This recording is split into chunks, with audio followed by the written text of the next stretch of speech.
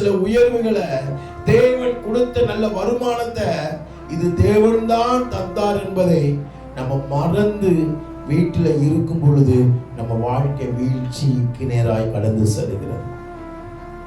ஒரு காலத்துல ஆண்டவரை தேடி வந்தது நிமித்தமாக, கர்த்தருடைய நாமத்தை உயர்த்தது நிமித்தமாக, பைத்தியக்காரித்தனமா தேவன் தான் என் வாழ்க்கையில முதல் என்று சொல்லி நீ ஓடோடி வந்தது நிமித்தமாக இன்னைக்கு சகல ஆசீர்வாதங்களை உன் வாழ்க்கையில நீ பெற்றுக்கொண்டார்.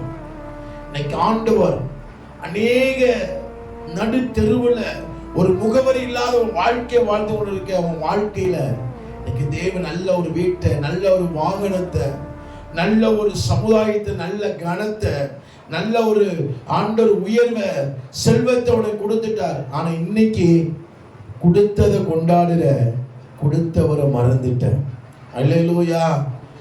படைத்தவரை விட படைப்புகள் வாழ்க்கையில் பெரிதாய் மாறிவிட்டது. இது எனக்கு ஆண்டவர் தான் கொடுத்தார் என்பதை எப்போ ஒரு மனுஷன் மறக்கிறானோ அன்னைக்கு அவன் வாழ்க்கையில் என்னத்தை பெறுகிறான்? வீழ்ச்சியை பெறுகிறார். ஆமென் சொல்லுங்களேன். அல்லேலூயா.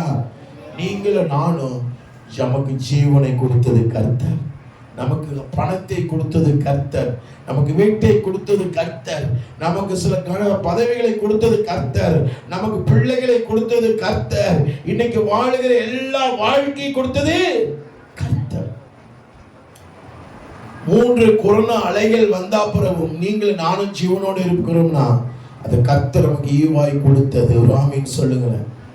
இவன் தேவன் செய்த நன்மைகளை மறந்து விட்டான்.